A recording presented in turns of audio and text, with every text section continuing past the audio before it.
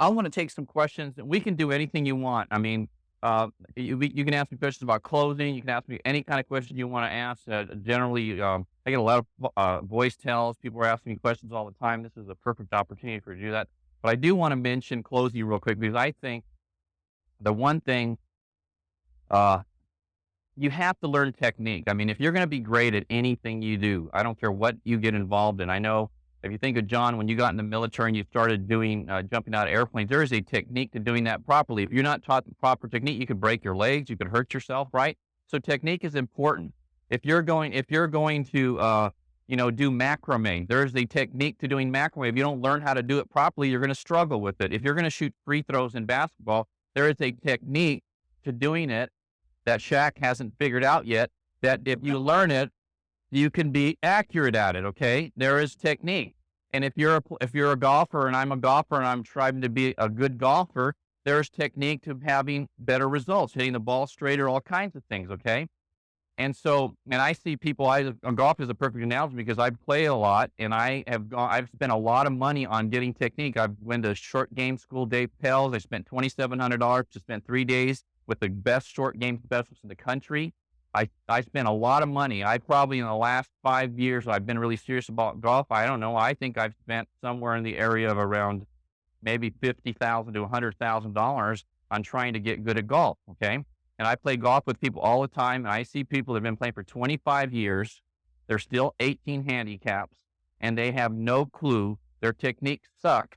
I tell them, look, you need to move the ball a little further back in your stance. And they try it for a second. And then the next thing, they got it right back up again. And you try to help them and they keep having the same stupid, crappy results because they won't learn technique. And if they just did that simple thing, they could move their game forward. And the same thing happens in PFS and in the sales business. People just try to wing it on their personality, and you can have success. John said that you just turn sheer force your personality. But at some point, if you learn technique, you make your life easier. It just gets easier. When I got in PFS, to me, this was like going to Disneyland compared to what I used to do. When I used to try to close somebody on $1,000 wedding set, where I'd have to try to get them to put 50% down, $500 in cash, and then make payments for a year when they had no money, right? And then I got a PFS, and then I was able. They were spending $150 a month on $50,000, and I could give them $300,000 for $50 a month. I went, this is not a sale. This is a joke. And then I have people struggling with overcoming, because they have no technique. You don't know how to ask questions properly. So the most important thing that you have to learn to recruit somebody, to get somebody to a meeting, to close a transaction, is you got to get great at asking questions.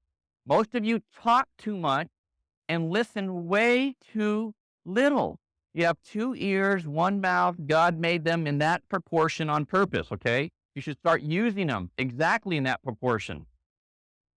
And so one of the things that I did is what I got great at doing is asking questions. If you notice, I'm going to do some things right now. I rarely say anything, and I'm always asking questions, leading you to a conclusion that makes sense for you, and you're the one that makes the decision. I never make the decision. I just lead you through the questioning process, which Tom, obviously, I learned through Tom, right?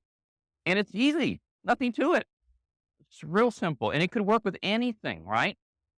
So, the other issue is you have a better quality of life when you're able to help people move over to your ideas. If you're going out with friends and they're going, what should we do? Whoever's the better closer gets to do what they want. All right. If you're going out to dinner, you're going, where should we go? And you're better at closing, you get to eat the food you want to eat. Okay. It just works. If you want to, Jan's learned all these techniques already, so she's got me on that, knows exactly what I'm doing. She was competing with Tom Hawkins, so I just think it's important. So those of you that are fighting that, God bless you, but you're just making your life way more difficult than it needs to be. You just really are, okay? And you don't need to be this master person, okay? But there is some real simple things, which is the question answering here. So I'm going to go ahead and take some questions. Just wanted to put that out there. And first question. Hector, first I want to thank you for this great weekend. You guys are awesome. The other Thank you.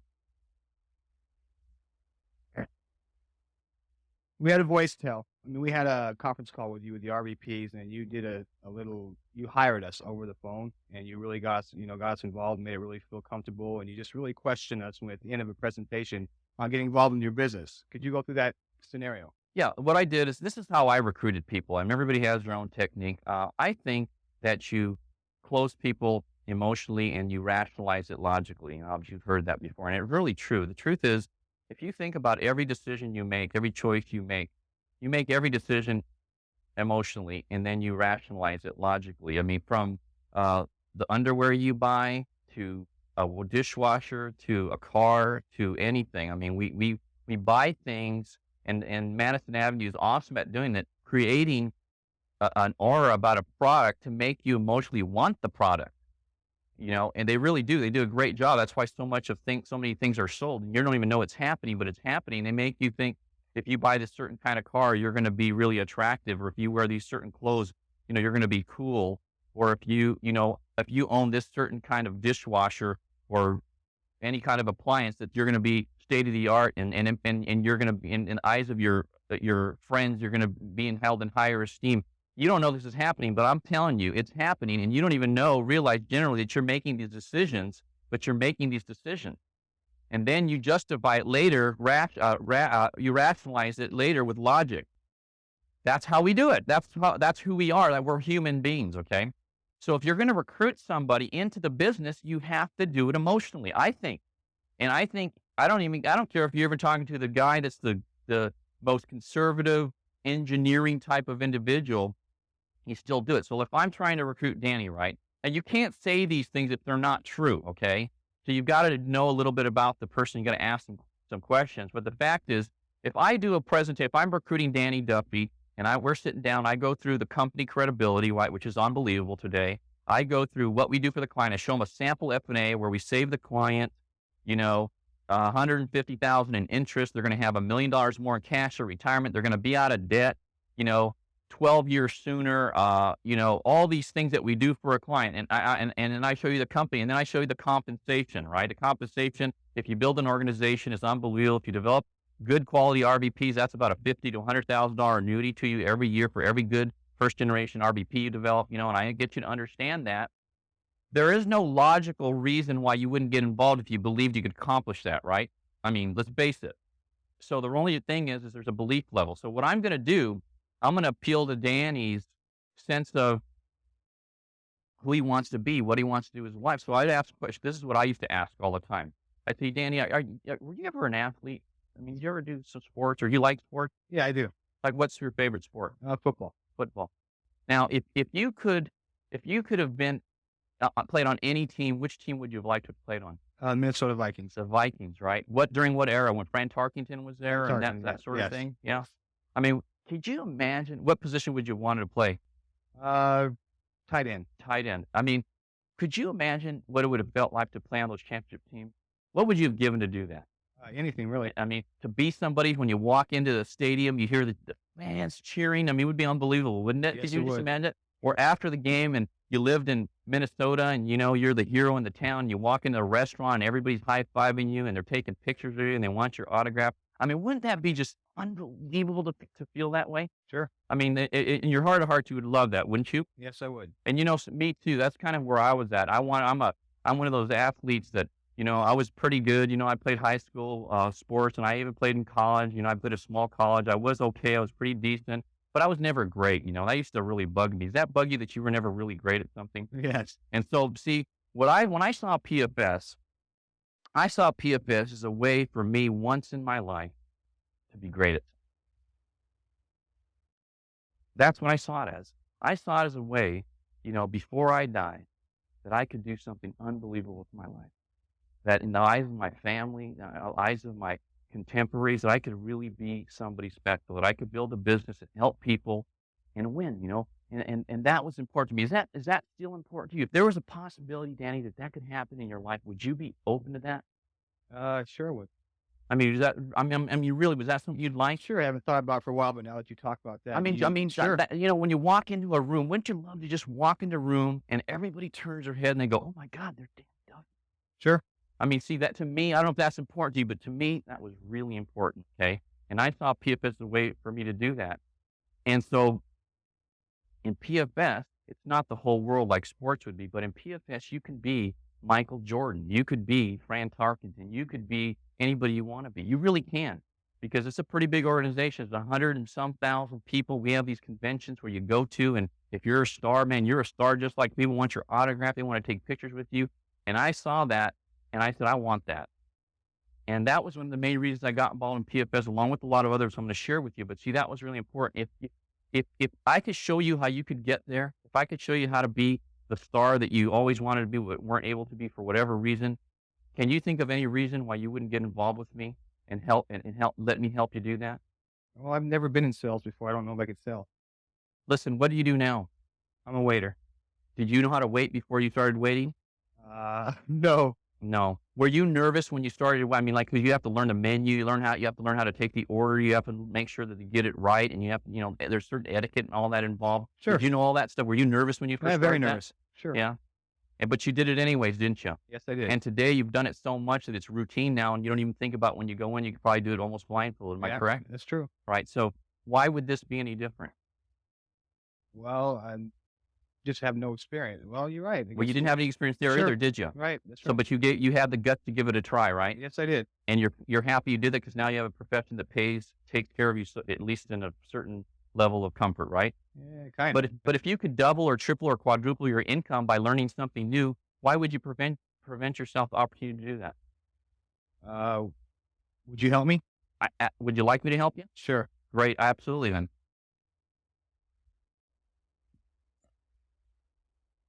you see, the key thing is all I did was ask him questions. I didn't really say anything. I mean, I might say some other things like, in addition to that, when I'm talking to him, I would say stuff like, you have kids, right, Danny? You have, how many kids do you have now, Danny? I have one. You have one. And you want to help that child get educated, right? Wouldn't you love to do all kinds of great things for that child? You better believe it. Well, see, to me, that's important. I have 2 little kids. My kids right now are 8 and 9 years old, and I want to make sure you go to college. And I know if I kept a job, and they got accepted to Stanford, I couldn't afford it right now. And the only way for me to do that is to grow my income and make more money than I'm making right now, right? I mean, that right? If today you found out your kid got accepted to Stanford, is there any way you could afford to pay the tuition? No way. No. And you would want to do that. It wouldn't be the absolute worst scene in your life that your kid was academically unbelievable. They got accepted to Stanford and you couldn't afford to send them there and you had to settle for some other college Yes. that's affordable. That would be a nightmare, right? Yes, it would. Could you live with yourself if that No, I happened? couldn't. See, I didn't want to live with myself. So we need to change them. We need to make more money then, don't we? Yes, we do.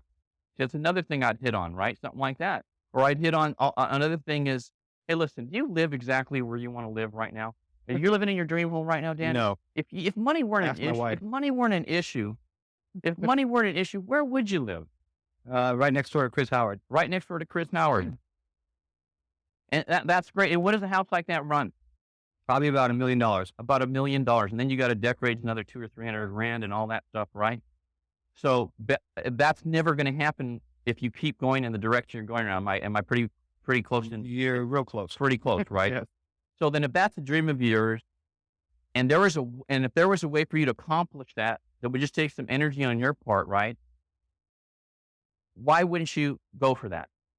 Sign me up. See? That's the kind of questions you ask. Right. You just, they're direct. Why wouldn't you go for that? And then shut up and listen. They'll tell you, right? And then you help them. There is not a person that you couldn't close if you just use a technique. I'm telling you, everybody I ever wanted to recruit, that I really wanted to recruit, I recruited them. I didn't always recruit them the first time. Sometimes I had to call them 18 straight months like I had Rick. But everybody that I personally decided I'm recruiting this person, I started the process, and I call it the drip, right? I'm that drip guy. Drip, drip, drip, Chinese tortures. I just keep coming back and keep coming back and keep coming back in a nice professional way until you're in. See, you have to develop that resolve. I had that resolve. I knew I wasn't going to recruit everybody the day I started. I knew it was going to take me a lot of time. I knew the better the person was, it was probably going to take me months to recruit them, because people that are really doing well already are very committed people, and it took them a great commitment to get where they're at, and to make a change from what they're already experiencing success in. It's scary, number one, and they don't make commitments lightly. So it takes more time and energy to recruit that individual. And you give up on the first or second pass, and you can't recruit people that way. It takes a lot of time. But you can if you stay with it, especially if you start the recruiting process. You're not so good right now, but a year from now or 12 months or 18 months, you're a lot better than you were then. And now you know more technique and better ways of talking and explaining what you're trying to do to get them involved. Next question. Hector, I get this one a lot. Is this like WMA? What's WMA like? Well, went to one of their meetings. They say they're real laid. They talk about insurance and other stuff. You like it, what they do? Uh, just kind of to me, the Bible of selling, and the one thing that I think a reason a lot of people don't listen to them is because it's generic, not specific. But the thing that it did for me is it taught me this technique that I'm able to do right now. And obviously you can tell I haven't been in the field since 1991. All right. If you put me in the field tonight, I'd be closing everybody I get in front of. I'm just telling you right now. I just would, because I know how to ask questions. I know how to get people moving in the right direction. I just know how to do it. It's just ingrained in me. I can do it. Everything I'm doing right now is completely impromptu. Doesn't matter what comes up. It's just a technique. When you learn the technique, it always works. Okay. So I listened to How to Master the Art of Selling tape a couple days a week, a couple of hours a day, about 5 or 6 days a week, for about 3 straight years. Because it's the repetition that's important. Some of you listen to that tape I did last year. Really, that tape would probably work if you just listen to that tape. You wouldn't really listen to the other one because it has all the closes and all. The thing you have to listen, when you're listening to that tape or when you listen to the tape that we're making today, really pay attention how I'm always asking a question and phrasing a question. That's the most important thing. That's the technique you have to learn how to do, is ask a question that will help you lead them in the right direction. It takes some practice, okay? And you have to do a lot of practice. Most of you don't have enough experience. I have a little edge on you. When I was in the retail jewelry business, I would sit down and try to close, 40 or 50 people or more a day, every day of the 5, 6 days a week for 5.5 years. I did that. Okay. So you multiply that out over, 50 times, say I work 20 to 25 days a month, right? I mean, 50 times 20 is what? 1,000 people, times 60 months. So that's, 60,000 people probably I sat in front of and tried to get them involved in a product over a 5.5 year period. That's a lot of experience. I've been on more presentations than any of you will ever probably be on in your life. Okay. I have done it more than anybody. It's just the fact. And I've been on more PFS appointments than most of you will ever do either. I've seen it all. Okay. And it's practicing. So some of you just need to increase the number of appointments you go on. You go on too few. You just go on like 3 a month or 4 a month or some ridiculous number like that. And you expect all these great things to happen. Some of your RVPs are on about 4, 6, 8 appointments a month. It's pathetic. I mean, I don't know how you even can look at yourself in the mirror, to be honest with you. When you're trying and you're saying you want to be successful, you want to be financially independent, you want to make big money, and you don't do any of the things that it takes to get there, which is having an enormous work ethic, initially at least. I'm going to tell you the dream tomorrow about why you should do it, but you got to have that up front. I still have not met anyone in PFS that has worked as hard as I worked when I was on it that period of time, consistently, month in and month out, week in, week out. And not anybody. Everybody's up and down and up and down. And, they let every little thing get in the way, go on tangents all the time. It's not that complicated when you have a goal and you know where you want to go. Find out what you want your life to look like. Like Jan and I, we sat down, we figured out in 5 years we want to be done. What does that mean? That means for 5 years, you better be on it like this, and everything's on the back burner except your family and your spiritual life. And I'm talking everything, and that's what I did. All right. The thing that I did is I put everything on the back burner. The only thing I paid attention to was my family, my spiritual life for that 5-year period. Everything else was secondary. I used to play tournament tennis. I loved going to the movies. If you knew how much I like going to the movies and I didn't do it for about a 5-year stretch, if you knew how much I used to like to play tennis and I stopped cold turkey, I stopped doing everything, right, babe? Everything. You say, well, that's pretty severe. Hey, Not if you knew how I live now, it's not severe. That was a piece of cake compared to the way it is now. I'm telling you right now, you just don't believe that's going to happen. That's why you never make the commitment you need to make. If you believe, just do it. Get it over with. Get it done. Next quote. Great retreat. Thank you. Appreciate it. Being able to come down here. Hey, I have a question. I live in Utah, and Utah is saturated with multi-level. I know you talk a lot about upline, downline recruits and things like that. Mhm. Got a lot of great people that I know that would really benefit from this, first off, but also I know that they do a great job. How do you get over the objective of that Multi-level. multi-level syndrome? Okay. That's a good question because there's a lot of it in Southern California, a lot of it everywhere. Okay. I mean, multi-level is, every product you can imagine has been structured into multi-level. I don't care what it is. So you're always going to run into that issue. The key is that you have to differentiate yourself from that. I never, ever looked at PFS as being multi-level personally. I never thought of it like that. I never even, to me, it's not multi-level. To me, it's a multi-commission, but it's where it differentiates. I'm just telling you it's how I think, okay? Because I think it's important. How you think dictates how you act, okay? So the way I looked at it, it's a profession because you have to be licensed. The products we market and service are sold by financial specialists all over the country. If you're a CFP, a financial certified financial planner, they sell the same product we sell, period, end of story. They do basically the same service that we do, right? Okay, so I thought of that's what I was. I was a financial service professional that had the ability to hire a financial service specialist and override their production like a real estate broker. That's how I looked at the business. And the one thing that I didn't like about multi-level, because believe me, I had a lot of credibility issue when I got involved because I first did Amway. Right when I was 22 years old, I saw Amway. Wow, my God, I was so excited about Amway. I can't even tell you. I did 2 straight years. I drove from Laverne to Pasadena every Wednesday night to an op meeting, paid my $5 to go in the op meeting. They charge you to go in their op meetings, right? And I did that, took people. I recruited about 4 people in 2 years and made $86 my best month in 2 years, okay?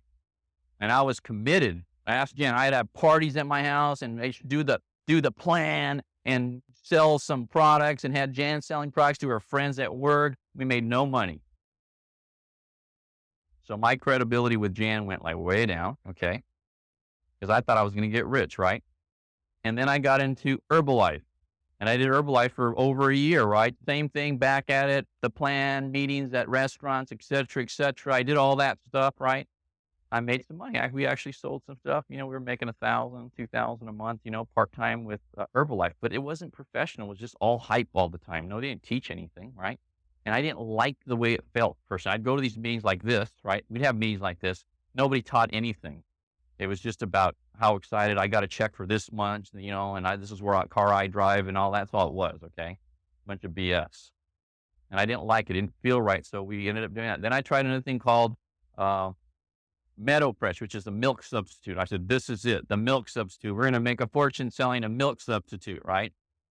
So now I've been through my warm market 14 times, right? Have no credibility with anybody. Oh, here comes Hector, man. Another thing he's doing, right? And so, including Jan, when Jan started seeing me do this, right? She said, oh my God, I can't believe it. She goes, I don't want anything to do with it. You do it. I'm not getting involved. She helped me with these other things. She didn't want to help me with this one. She thought I was a flake. Okay. True story. And so, but I saw PFS as being different. So I said, okay, to myself, right? Because some of you go, my partner's not supportive. Your partner's not supportive because number one, you don't work and you don't make any money. Okay. Period. If you worked and made money, your partner would be so supportive, your head would spin. Okay. So what happens is, I just said, okay, because I knew how to close. See, I already knew how to close. So I just started I just said, I'm just going to go see some people and see how this works myself before I try to start recruiting people, right? I didn't recruit. I got licensed in May of 1983. I recruited my first person in July of 84. Okay. It took me like over a year, right? I was writing sales. I was writing 6, 7, 8 sales a month. I never went to an op meeting. I would come in at the being at the end, right? And I didn't go to Saturday training because I used to work Saturdays, and I'd walk in with 6 apps. Here, John, here's 6 apps. I got to go see you. Leave, right? Never went to a meeting, writing all kinds of business. Can you imagine a guy who come walking your office with 6, 7 apps, leaving, and never goes to a meeting? That was me. That's what I was doing, right? Because selling was a piece of cake, cash value term, like John said. What do you mean? What do you think about what? That's what I thought. I closed everybody, and so I didn't have a lot of credibility. I have a point, believe me. Okay. Okay. Also, how do you? I'll Okay, so what you do is you do this, okay? So if you talk to somebody who's, "Oh, no, I'm not interested in multi-level." Again, it comes back. Let's say you say that. Say that to me. I'm not interested in multi-level. I've already I'm seen not it. interested in multi-level. What part of it aren't you interested in? Just happen to get so many people underneath me to make any money. So if you didn't have to get a lot of people underneath you to make money, would it be more attractive? Sure. Fantastic. Then we need to sit down and let me show you this thing really clearly, because in our business, honestly, we're at a point in our business life that you can make $100,000 a year and not ever recruit somebody, really. I mean, you literally can do that. That's not the best way to do it long range, but if that's how you want to go about it, if that's how you want to start, let's start that way. But let me show it to you. Would you do me the honor of letting me show you that? And then after you get all the facts and you know what you're really saying no to, then you can make a more informed decision. Because, honestly, you seem like the kind of person that would never make a decision until they had all the facts. Am I correct in assuming that? Right. Fantastic. Let's sit down. Let's get all the facts. Then you can make a decision that's intelligent. Does that make sense? You bet. Explain how you rebuild your credibility. By getting results. By getting results. Simple. That's how I built my credibility with Jan. Is I started bringing home checks. I'd go, here's $800. You go, whoa. I'd give her, right? I started giving her some checks, and he started going, man, you're actually making money doing that, right? I recruited my first person. This is how I recruited my first person. This is the honest truth, okay? I walk in. We had some friends, Art and Stacy Fernandez. They're still friends, but we are not economically compatible anymore. And so I walk in. I was part-time here, right? I just went on a sale. I think I closed 2 sales or something that night, right? I walk in, they're visiting, right? And I come in like at 10 o'clock or whatever, and they're still there. And I'm like bouncing, oh man, I just closed 2 sales. I made like $1,000. Oh my God, this is unbelievable. This is incredible. Tonight, like 3 or 4 hours, I made $1,000. Can you believe that? And he's like looking at me, because I'm not like that. See, that's not me. I'm broke. I'm casual. I'm like, really, hey, how you doing, Kevin? I'm pretty low key. I mean, that's my nature. But I was excited, because I was making money, and to me, it seemed like I was stealing, because how could you make like $1,000 in 4 hours, right? Because I used to sell $1,000 wedding sets that took me like 2 hours to close the sale on a $1,000 wedding set, and I'd make $70, okay, on a $1,000 wedding set. And then I saw if you rolled a $1,000 live sale, if you're an RVP, you can make $1,000. Do you see where I'm coming from? The difference to me was like, you would have to be so stupid not to do this.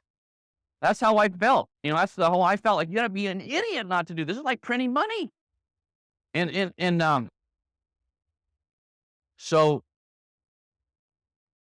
So I just said that, and he goes, well, what are you doing? I said, well, I'm just doing this thing, and I tell him how it works, And he says, think I could do that? I said, oh, I guess. I don't know. Sure, are you interested? He said, yeah, I'm interested. I said, well, why don't you go to this meeting? And that time I wasn't going to the meetings because I used to work Tuesday nights. I used to work till 10 o'clock. And so I never went to the meetings. I couldn't. So I said, why don't you just go to the meeting and I'll meet you there after work. And so he went, I go, and he's there, right? And boom, recruited him. Came an RVP and quit. But so what? I didn't. Right? I'm still here. He's working in the jewelry. I'll talk about irony, man. I used to be in the jewelry business. Now he works in the jewelry business, right? Probably makes he probably makes 50 grand a year. I don't know what he makes, but I don't work in the jewelry business. That's where I came from. He goes to the jewelry business, leaves PFS. I leave the jewelry business, come to PFS, and voila, different lives completely. The wild decisions, choices, man, are powerful, guys. Hi, Hector. Hi. Thanks so much for everything. Welcome. Just a quick question. Often I'll be sitting down, have all my papers out to make my phone calls and set up appointments. And I do like role playing with myself, just sitting there trying to figure out with each person. If the husband answers, what do I say? If the wife answers, what do I say? And I waste a lot of time. I'll make maybe 2 phone calls in a night. Well, you're not what you're doing is you're avoiding. It's very That's uncomfortable. what you're doing. That's what a lot of people do. A lot of people, what they'll do is they'll go, okay, I know I got to make these 10 calls, but I gotta organize my files first. This newsletter is so important, man. I got to get this newsletter popped out before I make these calls. I got this, you computer nerds. I mean, computers are awesome, but computers can make you go broke in PFS because you need to be out talking to people, not looking at a screen. So what you're doing is you're just avoiding. That's all it is. So what you've got to do is forget about what you're going to say. Prepare for that at another time. And when you sit in front and you're going to make calls, make the call. Get on the phone, even though you're scared, even though you probably will mess up. It doesn't really matter, because you know what? If you mess up, when you get better, call them back in a month or two. Really, literally, I did that a lot. I blew a bunch of sales, a bunch of appointments because in the beginning, I didn't know what I was doing in terms of this business. So I made some mistakes and I said the wrong things. And then once I got the information that I needed to have, right, that would have closed that particular person, I'd call them back up. I say, hey, listen, how you doing, Lynn? Listen, I called you a few months ago, but I didn't know what the heck I was doing. I'm more clear on everything now. We need to get back together and let me show you what I'm doing. I'm telling you, I feel so bad that I let you down like that. I cost you a fortune by not getting together with you. It's going to cost you a fortune if you don't sit down with me. When can we get together so I can show you what I was going to show you initially? And then he'll say something like, well, I'm really busy. I'm not really interested, right? And I said, listen, Lynn, if I could make a difference of 100 or 200,000 or more in your lifetime over the next 20 or 30 years, can you think of a logical reason why you wouldn't get together with me? No, I guess not. Well, then let's get together. I'm not asking for your first male child. I'm just asking for 20 or 30 minutes so we can sit down and I can talk to you about what we're going to do, okay? That's what I would do. I'd call him back up and I would do just like you say. You said that? Yes, why not? What's he going to do? He's a friend of mine, no Lynn. Even if he's an acquaintance. Not going to hit me, right? And ask directly. I did that all the time. And that's what you need to do. Don't be be afraid of making mistakes because you're not, I tell you, don't be, you're still going to be. Be afraid, but do it anyways, okay? That's the key. That's the answer to your dilemma right there, okay? Yeah, well, let's say I call you up. What was your name again? Rayanne. Rayanne. Hi, Rayanne. This is Hector LaMarque. The reason I'm calling is I was talking to Jan Millsap, and she told me that you were the kind of person that was, if they had an opportunity to save money or make more money or improve their financial situation, that you're the kind of person open to that. Is that true? Yeah. Okay, great. Well, I'm calling to set up a point so I can help you do that. Which one of the things are you more interested in? Saving money or making money? Or which one do you think? Getting out of debt. Getting out of debt. Fabulous. Okay, so we'll focus on that when we get there then, okay? So I've got this Thursday at 6 available, or I've got next Monday at 8 o'clock. Which one of those days fits into better to your schedule? Monday at 8. Monday, 8, fabulous. Okay, put it in your calendar, and I'll put it in my calendar, and boom, we're in. That's how I would do it, just like that. Be more direct, guys. Most of you are too wishy-washy. I think one of the things that Mark said is just, you'd be amazed if you asked what people would do. It's absolutely amazing. Thank you. Hi, Hector. Hi. This is kind of a different question. My husband and I both work full time, and my husband also, for the last year, has been doing PFS part time, hoping to go full time soon. Okay. But having to work full time, I kind of have a dilemma. Is I would like to know what are some of the things that Jan did in the beginning that really helped you as far as supporting you and actually helping you with the business, because I'm kind of like, I'm not actively involved, but I want to do whatever it takes to help him. In any way. Yeah. And there's a lot of things you can do. That's a really good question because in the beginning, real beginning, when I was part-time, for example, what Jan did, and actually she did that all the way through and still does it today, but back then she worked a job. She used to be an X-ray technician, and she worked, at that time, she worked weekends, all weekend. She used to work on a weekend. And like the whole weekend, like 12 or 14 hours on each day. And we had 2 little kids. What she did, she took care of everything. The most important thing, but there's a gotcha here. If your spouse takes care of everything, you better be working, okay? I mean, that's the key. The thing is that she took care of the house. I was a Mr. Fix-It kind of guy, okay? I used to cut the grass, I used to fix the car. I know how to do a lot of things. I grew up with no money, so I learned how to do all those things. I know how to do carpentry, I know how to fix cars, I know how to do a lot of things. I know how to paint, I know how to do all that stuff. But when I decided to do PFS, I stopped doing all those things. I no longer cut the grass. We had a gardener. I no longer fixed the car. Jan took the cars in to be serviced. I didn't do any of those things, okay? And I totally focused on the business, and she totally focused on taking care of our life so that I wouldn't have to think about those things, okay? That's what she did. Totally took care of every detail, paying the bills, taking care of the kids, taking care of the house, taking care of the cars got fixed, all the stuff that I was usually doing before. And so, but what I did is time that I had free, I worked. I made calls. I went and dropped by and saw people. I mean, the one thing I never wanted her to do is to catch me sitting down, watching TV, doing something I wasn't supposed to do when I had free time. And you know what? If you're doing that when your spouse is doing all this other work, you deserve to get your butt chewed. I mean, you deserve it. And you ladies or you men, whoever, you ought to chew their butt if they're sitting on their rear end and they're not doing what they're supposed to be doing when they're selling you a dream that they're going to get financially independent. They better be busy getting it done and getting results. So if you ought to make a deal with your husband, say, I'm going to take care of everything, but you better have your rear end on, and I'm going to have a briefcase and a suitcase on the porch, and you better choose one or the other, okay? Thank you. Right now. Hi, Hector. Hi, Jan. Can you role play with me? Me and my husband, we have very good jobs where I'm a professor and my husband is Great. a technician.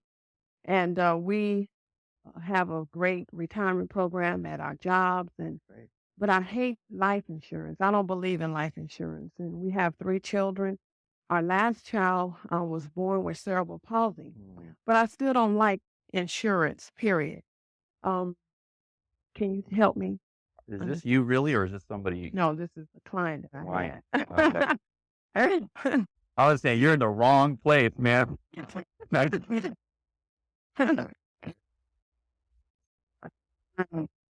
this is the Okay, client. this is the client actually said this. Okay, they're professors, they're professionals.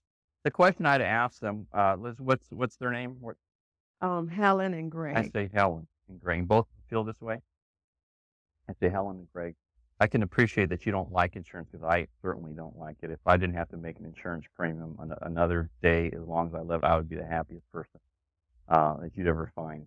But the fact is, there are some risks that we have. One of them is that either one of you die prematurely. If you have enough cash, do you have enough cash set aside right now if one or the other dies prematurely that could take care of you completely? For about 3 years. Is that long enough for you? Do you feel comfortable that 3 years long enough for you? Not really, but I just hate life insurance. Is it that you hate the premium or you hate the concept of the product? I hate the concept of the product. It's like I'm gambling on my life. Okay. So the same thing. Do you have auto insurance? Yeah, Yeah. Why do you have it? because I have to. It's a law. Okay. So, but what would happen? Do you have health insurance? Yes, through my job. If So I if you- didn't have to pay that, I wouldn't. You wouldn't either? Wow. You're really a professor. Yes, I am. Where do you teach? Where do Okay. you teach? I teach at UCLA. I just want to make sure I don't send my kids. Really? Really? If somebody gave me that, I'd be gone. Honestly, But, you know- that is so ignorant and so not who I want to even. I don't even want that person as a client personally. I mean, just feel that if something was to happen to me and my husband, it would make my children better people to have to struggle Well, through. God and bless make you. it Then through. maybe it will. Honestly, I don't agree with you. I think for the few cents a day that you'd have to invest to make sure that your family went on as they are now, it's pretty ridiculous that you would, for that. But the fact is, if that's the case, and I tell this a lot of times to men. I said, because a lot of men say, if I die, I don't care. My wife's gonna. I said, look, if you're not really too concerned about taking care of your family financially right now, why don't you just leave now? Why are you waiting until you die?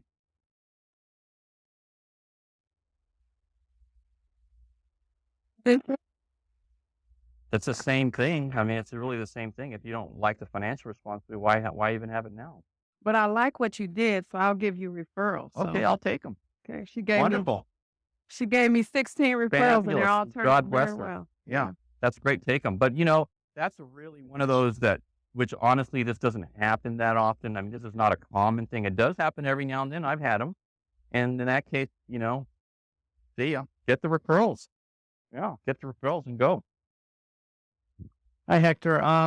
Let's see, not everybody in the business has been doing this a long time or makes 100 grand a year. Maybe they're new or they're part-time. And let's say you get a referral and you call the referral up and you just, we were taught to say that, hey, we did this is Victor Gurnis with PFS. We did an F&A for John and Mary. And they said that when it came to money matters, that you guys were very open-minded and always willing to learn more about money, and do better. Were they correct in saying so? And usually about 8 or 9 times out of 10, I can set the appointment. Okay. But if they Pretty say, good. yeah, let's say that they're upper echelon and they think that they may have a good job, or they say that I ran into, I'm pretty much financially set already, Hector. I have, mutual funds, no load Janus mutual funds, and good 401k through work and things of that nature. And I make a pretty good salary, so I really don't think I could benefit from what you do. Well, number one, I just want to commend you. That's fantastic. You're doing some of the right things already. Can I ask you a couple of questions? Sure. Do you have a debt freedom date set already? Well, I don't, but I just have a mortgage, and that's basically all the debt I have. So That's all you have right now? Yeah, Do you so know like- when that's going to be paid off exactly? another 20 years. 20 years? Yeah, I got paid. Would you be interested in paying it off in possibly as soon as half the time? Well, yeah, if I If could. there was a way that you could do the technique that you do, Sure. would you open to finding out about that? Well, yeah, obviously. Okay, great. Do you have a financial independence date? Do you have a PIN number? Do you have that set up already? I don't know what that is. You have somebody you work with right now? A Yeah. financial Yeah, he analyst? handles all my money. He's a broker. And you team don't, leader. and he hasn't done that for you, put together a PIN number? No. Well, it just disturbs me. That's really kind of sad, because that's one of the most basic things he should have done for you, put together a PIN number. So you don't have one now. No.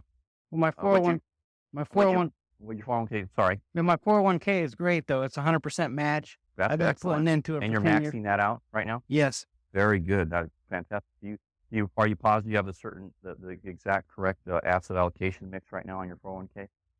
Well, I don't know for sure. Your analyst didn't do that for you? No. Mm. It doesn't sound like he's really doing what he should be doing for you, just from what you're telling me. Right. And it probably would make sense for you to get a second opinion, just to make sure you're doing everything right. Would you mind if I did? It'd be complimentary. I'd just like to take a look and make sure you're doing everything, because already, just in asking you these 3 questions, I already know there's 3 things, major things, by the way, that he should be doing that he's not. And would you mind if I just looked at that and made sure you're doing all the right things? If you see something to value, if you want to do something with me, that's fine. We can go ahead and do that. If you don't, it's not a problem. But I just, somebody that's as sharp as you and it's going in the right direction and doing a lot of the right things, there's no sense in not doing all the right things, and I can help you do that. When can we get together so I could help you, take a look at that and make sure you're doing that? Probably on the weekend. Be the best Saturday, time. or which day's better, Saturday or Probably Sunday? Sunday afternoon. Sunday afternoon, like Uh-huh. 3 or 4? Yeah, afternoon would be good. 4? 4 is good, yeah. 4. Okay, great. Well, I thought we'd get together. Why don't you do this? Do me a favor. Get all your paperwork out, all the things you're doing right now, because I'll review those for you, and then I'll just make sure. And again, I want you to be comfortable. I'm not going to pressure you. I'm not going to have you do anything you don't want to do. But based on what you told me, it could tens of thousands of dollars, possibly more than that I could make a difference in, and I just want to make sure you're doing all the right things at a minimum. Okay. Fair. Great. Look forward to meeting with you on Sunday at 4 Okay, o'clock. thanks. You start making money. So when they don't have something, they say they have it, just ask them those questions. They're never going to have that, because financial, even at CFPs, they really don't do that good of a job. All they look at is their investment part of what they're doing, typically, in some insurance. They don't do the whole ball of wax, and you're going to offer more value than any CFP is going to do. I'm telling you right now. I just had another quick one is prospecting. We talk a lot about prospecting. We've been taught to prospect. Danny's a great prospector, and follow up, I think, is the key. But what we were taught is, hey, this is Victor. I met you in the mall or wherever. 2 or 3 days ago. I put some information together for you, and I wanted to get it to you. There's 2 ways we could do it. Either I could have you come down to my office, or I could pop by and drop some information off to you, which would work out better for you. Normally, we can get an appointment, but sometimes they just, they say they're not interested. Well, the reason they're saying they're not interested is because you're cold and they don't know who you are really, and Right. they're basically they're afraid you're number one, you're going to waste your time, or they just don't know you. I mean, when you're in a cold market, you're going to run into that. I mean, that's just going to be part of the equation, I think. So you can try to overcome that. I mean, what is the most common thing? They just don't want to get together with you. Yeah, like you said, I know And that they're telling me that it's going to be a waste of their time, but how do you then you how just do you ask bring the that out? same way that I just did with you before. You say, listen, let me ask you a couple of questions before we get off the phone. Would you mind if I did that, Victor? No. One, do you have a debt freedom date? Do you know exactly the date you're going to be completely debt free, or do you have a plan to get debt free right now? No. Are you interested in being debt free? Yes. If I could put together for you a doable debt freedom plan that made sense to you and that you felt comfortable with, would you be open to exploring that?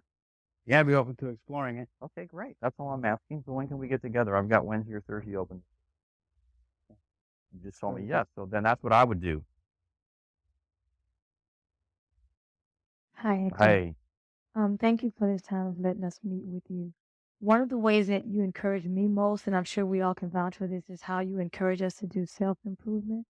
And I really am excited about that because I'm finding there are some parts of me I really do like. I'm not so blunt, good. but there are some parts of me I really do want to change. And one of the books that I'm reading now is Og Mandino's The Greatest Salesman in the Great World. book. Can you give me a vision or just give me in your own words what is the greatest thing? I feel like a baby in a candy store.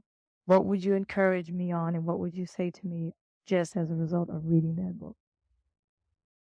Well, I mean, one of them is just being persistent. I mean, I think that one of the most important things you can be is persistent because in the beginning, you don't have a lot of skill level, right? And your technique's bad.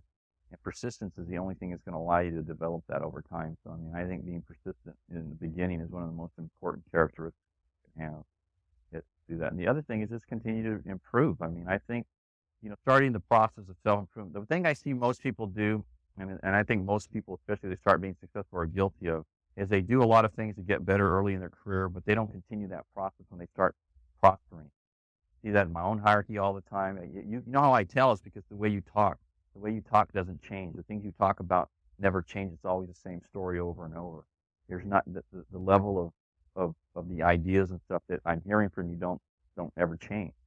And that means you're not working on yourself. You're not changing your thought process. And that's really critical. You've got to always be doing that. We limit ourselves so much in the fact that all you have to do to be humbled, walk into any bookstore and look at how little you know, and that just tells you where you're at about everything. There is so much to know about everything. And all we're saying is become an expert in one area, the area of people and human development and that sort of thing, and that will make you a fortune, I'm telling you right now. So, I mean, just continue on that path, Thank you for your leadership and wisdom. You're welcome. Got like These 3 more questions here, okay? You 4 guys and we're done, okay? Okay, so and you've answered this in a roundabout way a few times, but so we've met. I invited you into the office for an interview. Uh-huh. We spent about 20 minutes, and the last question I was asked, have I piqued your interest this time? And everybody says, oh yeah. And I said, so we got to get back together and go into more detail at a later time with your spouse, or you can come back to the orientation. So then I call you back, and you say, or vice versa. You say, I thought about it, and that type of business just really isn't for me. Or I said that to you Okay. now, First of all, and you've met with me once First of already. all, it's how you ask the questions. You're not asking the question, in my opinion, correctly. If after the bot meeting, the question I would ask, I say, Quayne, are you excited about what you saw tonight? Yeah. Does Yeah, it make sense? good. You're excited that we're a great company with great products to do the right thing for the consumer? Yeah. Everything How about the looked real compensation? good. How about the compensation form? Is that pretty incredible? Yeah. Look, I mean, everything looked awesome. It looks tonight. great, doesn't it? Yeah. So based on what you saw tonight, can you think of any logical reason why you wouldn't go ahead and at least give it a try and get started? No, I mean, the only thing is I work about 60 hours a week right now. So Okay, to so fit it it'd in would be, be challenging. That's only, is there any way that you could reduce those hours, or would you lose your job if you reduce the hours? Pretty much said, I mean, 55 to 60 a week right now. And that's part of the reason That's why I'm here. mandatory. You have to do that. Pretty much, And yeah. those hours are from what time to what time? Some days it's 9 to 9. Some days it's 9 to 5 or Okay. 8 to 5. Do you know your and schedule? Does it change all the time? I You make know, my like a own. weekend. I make my own schedule. Oh, okay. You make your own. Oh, perfect then. Yeah. So then what you can do is you can structure it around your appointments then. Yeah, Or I you could- can structure your appointments around your schedule. Sure. Okay. So then that's not really an issue. You can just work it at that pace then. Right. So time's not an issue then, is it? No, probably not. Great. Fantastic then. And so I would get a commitment there. So if you say yes, what I would do, see, this is where I say a lot of you make mistakes too. We'll get back together. Why are you getting back together? If they say yes now, I am closing you now. I am not getting back to you with you later. That drives me bananas with my base shop too. They get something, they say, yeah, I mentioned it. Okay, well, let's set an appointment for next Thursday. Why next Thursday? Why don't you sit down with them right there, start the paperwork, start their list, but they don't have their address book. They know who the people are. Tell them to give you the names. We'll get the phone numbers later. Let's get it done right now. If somebody said, yeah, this makes sense. I want to buy your insurance and your investments and do a loan. Okay, well, I tell you what, why don't we get together next Thursday then? Would any of you do that? That's really stupid, right? But you do that with recruits all the time. So what I'm saying is I wouldn't give them a chance to have a second thought. You shouldn't give them a chance to do that. Do whatever you can. Maybe you won't be able to get everything done, but start the process. At a minimum, start the list right that night too, Start the paperwork. You're going to have all the information, get what you can get done. And then let's say, hey, listen, who are the top 10 people that if you car broke down and you could call them, they'd come get you. Let's start with those people. Well, I don't know all their numbers. I don't care. I don't need their numbers right now. I need their name. John Paulus, Chris Howard, Jan, LaMarque, Kevin Builder, and I'd be writing those names down, right? And then if I called you back and you said, I've been thinking it's not for me, that's not really true. What's really happened is that you don't think you can do it. Not that it's not for you. It's never that it's not for you. Okay. It's always that you don't think you can do it. So what I would say, I'd say, look, Clayne, the other night you were totally excited. Today you're telling me it's not for you.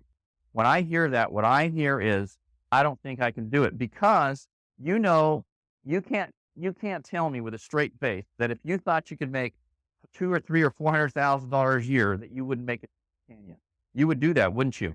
Yeah. Yes, you would. You would. So it's not a matter of whether it's not for you. It's a matter of whether you don't think you can do it. I'm telling you, I have spent enough time with you that I know beyond a shadow of a doubt, you're the right kind of guy. You work hard. You're a good person. You're respectable. You have credibility. You have every single attribute that screams of success in our business. And I am not going to let you say no to you making $200,000 or $300,000 a year before you give it a shot. I'm not going to let you do that because you're too good. I'm not going to look at you on the street 5 years and see you in the same job with the 2 or 3 or 4% pay increase, and I'm making $400,000 or $500,000 or $600,000 a year, and you could have been there right with me. I'm not going to let you do that. Okay, so when are we going to get together and let's get this thing moving? All right. See, that's how I would talk to somebody, just like that. I wouldn't be letting them do that. I mean, you close them. One other quick thing. Can you spend just a second with? Some new people, some people in the business, they may come to the op meeting when they have somebody, and then not come to the op meeting. And then, can you spend just a second talking about the importance of ownership and plugging in? Well, the bottom line is that you're going to have people come in. You have to always constantly be reiterating the fact that if you don't come to every meeting, you have zero chance of success on PFS. Okay, I'm just telling you right now, if you're new right here today and you're really just getting going, or you're thinking about getting going, and if you don't make a commitment to come to every op meeting, every training meeting, every Bachelor School, every convention, every retreat, anything we do, you have zero. See this? Zero chance of making it here. None. Okay? None. So that's a choice you're going to make because it's going to come back and haunt you. You set a terrible leadership example. It shows you have no discipline, right? It shows you're not able to make a commitment, and no one's going to follow somebody that doesn't have any commitment and any leadership ability. They're not going to. So you cannot miss anything. As soon as I see people missing meetings, to me, gone. They're, in my mind, they're not going to ever do it. They don't even have any discipline in their life. And this is a business that requires discipline. Any business that you wouldn't think, if you had another business, you started a business, say you opened Joe's repair service, that you wouldn't show up every day to that place. If you started missing, people would come to your store to get something repaired. They go, Joe's not here today. Oh, maybe he'll be tomorrow. You come back again. Oh, Joe's not here again. Oh, I guess he doesn't work anymore. I'm going to go to another repair shop over here. They're not going to show up anymore. You've got to be there. Hey, listen, I missed a lot of meetings today, but the reason I miss a lot of meetings today is because I have organizations all over the doggone country, and I travel a lot. Before I had offices other places, there is no chance. The only way that I would have missed the meeting is if I was in the hospital on my deathbed. There's no other way that I would miss a meeting. None. Ever. Does that answer your question? Next person. Hector, I'd like to thank you myself also for all the overcoming the objections that we're going over right now. I've had a hard time since last retreat, putting together my own goals. Can you maybe lay out a basic plan as to how all of us who really, really want to win and be RVPs like within 12 to 18 months, what should our main focuses be besides, recruiting, all the other little things that we need to put in place, like you recommend reading books, getting better, working on ourselves. What things can you put together a little plan? It's really simple. I think people complicate this way too much. People always ask me, what did you do? What was your plan? The truth is, my plan was to make sure every day I was on 2 or 3 or 4 appointments. That was my plan. I had no other plan other than that.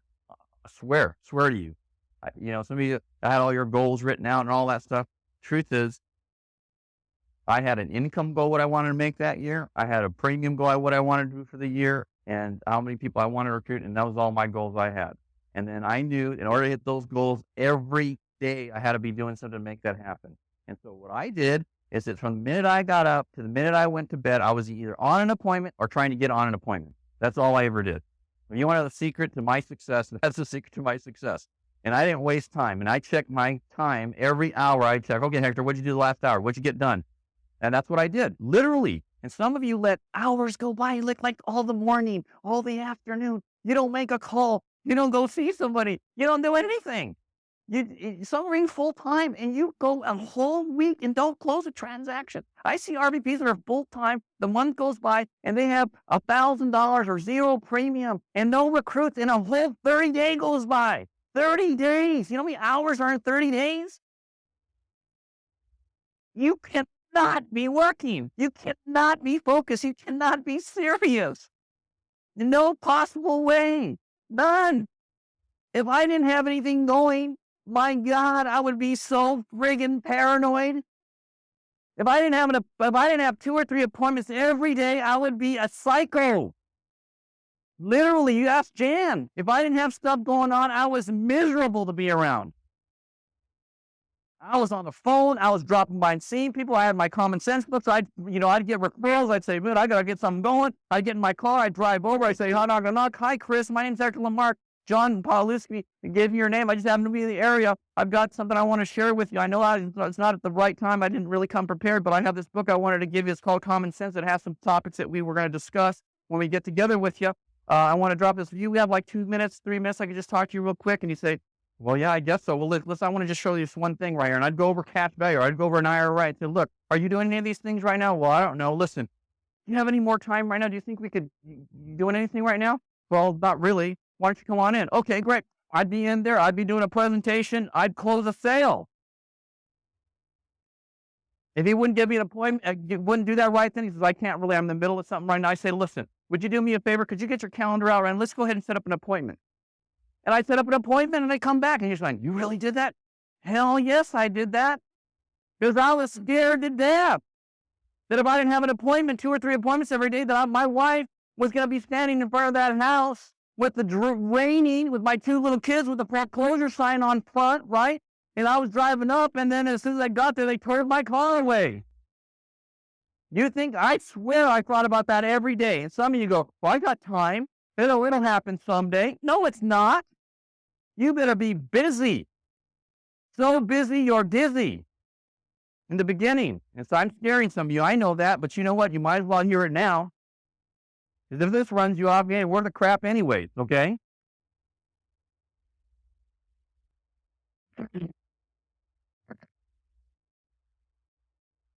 I shouldn't have said that, huh? But you know what? You know why I'm doing that is because, it's true, number one. And sometimes that's all people understand is when you talk to them like that. They can't get it any other way, right? Because it's so. The only frustration I have is that I am inept at communicating how big a deal this is for you in your life. God and made it happen. I can change. You don't believe it. It's amazing. Hi, Hector. Go out on a field training appointment, presentation. The client appears interested. They want to do an F&A. We leave a brochure. Going to come back. This is the information that we need out. As when we come back for the F&A input, why do you do that? Why don't you do the F&A right then? Who taught you that? Well, just because they don't have Who taught you that? they don't have the Who taught information you that? available Who taught you that? on a first-time presentation. Who taught you to do that? I'll take blame myself. Okay, well, stop that. Okay, you need to take the information right then. There's no reason to come back. Why are you going to come back? They're there. The stuff's there. Go get it. Right? Okay. Well, then that'll lead up to the next question. Okay. We don't know where our policies are. Okay, I've got time. Go look for them. Okay. While you're doing that, I'll ask your husband some other questions. Okay. I look for them. I found this one. I think we have some other policies too. I'm not sure where they are. I think. Okay. Well, let's go ahead and finish all the stuff we can finish. You look for the stuff. I'll call you back tomorrow because it's really important. You're gonna get the information for me, aren't you? If I can find them, I'm not sure if I can And if find you can't find them, then we'll assume you don't have any other insurance. Okay. All right. Great. Last question, and we're done. Okay. Right here. Hector, how do you move from going from an F&A, presenting the F&A, and then closing into the life sale? What would be a transition into that? Well, when you come back with the information, you're going to have the insurance amount for them, right? I mean, that's going to be there, and you should already know how much money they can afford to spend, what's in their budget, and all that. So then when you get there, you just propose. You have the proposal has 3 numbers there, right? Okay. So you going in should know what you're gonna close them on going in there. If they're really having a hard time with money, if they don't have a whole lot of money freed up, Does this happen a lot? sometimes if they're really tight, If it happens a lot, you're in the wrong market. Okay. Okay. If it's a one-time, sometime thing, then what you got to do is you say, look, that's real important. Let's figure out how we can make sure that there's enough money in that budget. You go through their budget and work it out in their budget because they probably have more money than they think they have because they've never really taken a look how they spend their money. The other thing is you got to make sure that you get them on a debt elimination plan where you start eliminating the debt. And most importantly, you should recruit that person. If a person can't afford it, then they should be in your business, assuming they have credibility and all those things. So I would recruit them. And then I have one last question. How do you get appointments not to cancel on you as much? Is there something you can say that will lock them in? Well, you're always going to have that issue. If you're having a lot of cancellations, you're in a bad market, or you're working with somebody who doesn't have credibility, or you don't have any credibility. Okay, so that's happening a lot. It's one of those things that's happening. Okay, now the way you get it, what was your name again? Scott.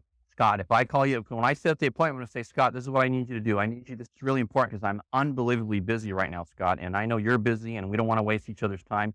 Do me a favor. You have a calendar, right? You keep a calendar? Yes. Appointment book. Why don't you put my name in there, and here's my telephone number, and I'm gonna put yours in mine. And if you have any kind of a challenge, you give me a call. Otherwise, I'm just going to show up. Okay? I'm assuming that you're a person of your word. Am I correct in assuming that? Yes. Fantastic. Okay. Then I'll see you at 8:00 on Thursday night. Then. Thanks. Fantastic. That's what I would do. Hey, have a great afternoon. We'll see you tonight. Mary.